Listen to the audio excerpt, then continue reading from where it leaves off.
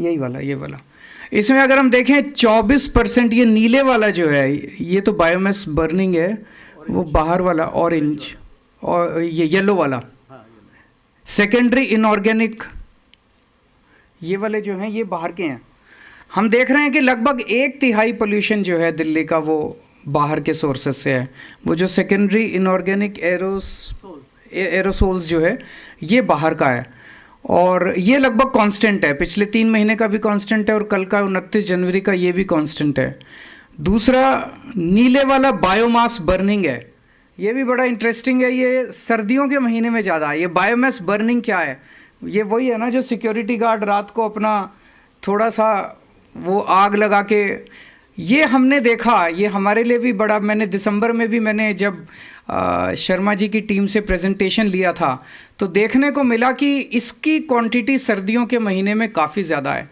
रात को जब सिक्योरिटी वाला या ड्राइवर या लोग जो अपने थोड़ी सी आग लगा के वो, ये इतनी ज़्यादा है दिल्ली के अंदर कि ऑलमोस्ट 1/5 पोल्यूशन जो है दिल्ली के, तो ये सारा धुआं उड़ता है और चूँकि टेम्परेचर इन्वर्जन होता है तो वो सारा धुआं जो है दिल्ली के अंदर गैस के रूप में, गैस चैम्बर के रूप में बन के रह जाता है। तो ये 1/4 बायोमास बर्निंग है। व्हीकल्स भी हम देख रहे हैं कि लगभग कांस्टेंट है, 17-18% के आसपास व्हीकल्स का है। सो ये बड़ा इंटरेस्टिंग है कि इससे इस तरह की एनालिसिस, ये पूरी दिल्ली का है।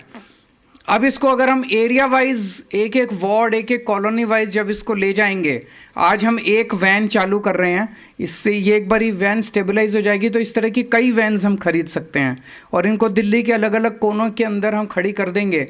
और जो हॉटस्पॉट एरियाज़ हैं, वहाँ हॉटस्पॉट क्यों है, पोल्यूशन किस लिए ज़्यादा है, ये हम लोगों को पता चलता रहेगा। वहाँ पे फिर उस स्पेसिफिक सोर्स के ऊपर हम कॉन्सेंट्रेट करके उस सोर्स को, पोल्यूशन को हम कम करने की कोशिश करेंगे।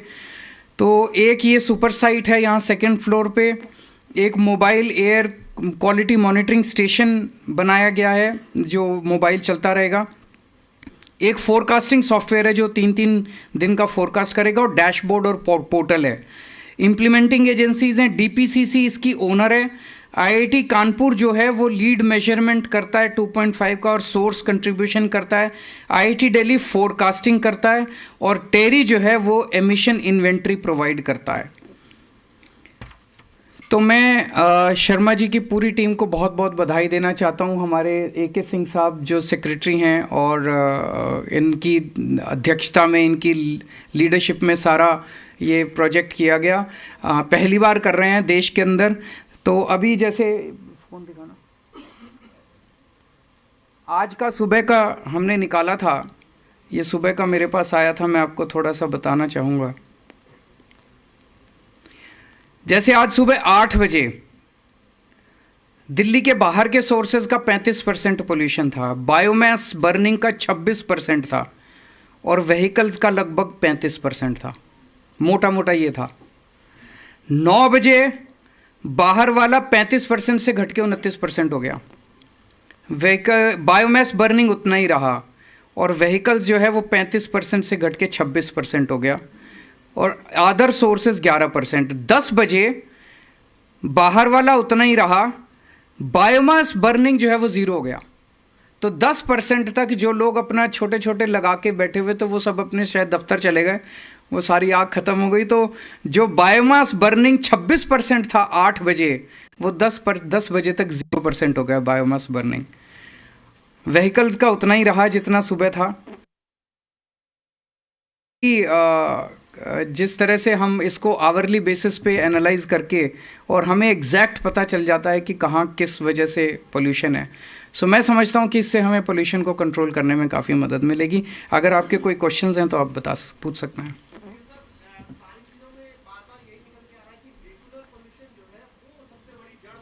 कम है, आप देखिए।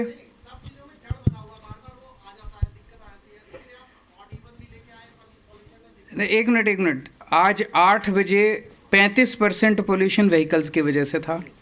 9 बजे 25% पोल्यूशन व्हीकल्स की वजह से था। 10 बजे 30% पोल्यूशन व्हीकल्स की वजह से था। व्हीकल्स का है लेकिन उतना सिग्निफिकेंट नहीं है जितना हम अपने दिमाग में सोचते हैं। तो जैसे 10 बजे का लूँ तो 36% पोल्यूशन दिल्ली के बाहर का है। 30% पोल्यूशन बायोमास नहीं, 30% पोल्यूशन व्हीकल्स का है, 22% अदर्स है। तो इसको अब जब और डिसएग्रीगेट करेंगे, एरिया वाइज जाएंगे, तो एरिया वाइज जाने से ये तो पूरी दिल्ली का हो गया। एरिया वाइज जाने से हो सकता है कुछ एरियाज हो जहाँ पे व्हीकल्स का ज़्यादा हो, जैसे ट्रैफिक जैम है कहीं पे मान लीजिए, या बॉटलनेक्स हैं ट्रैफिक के, वहाँ हो सकता है व्हीकल्स का ज़्यादा होगा, कहीं पे व्हीकल्स का कम होगा। तो एरिया वाइज माइक्रो डिसएग्रीगेट करके माइक्रो लेवल पे फिर हम जब स्टेप्स उठाने चालू करेंगे तो एक सटीक तरीके से पोल्यूशन के ऊपर हम वार कर पाएंगे। अभी जो हम करते थे कि 2014 की ये स्टडी थी, 2017 की ये स्टडी थी, उस स्टडी का कोई मतलब नहीं था। आप देख रहे हो कि किस तरह से घंटा दर घंटा पोल्यूशन के सोर्सेज बदल रहे हैं, कारण बदल रहे हैं।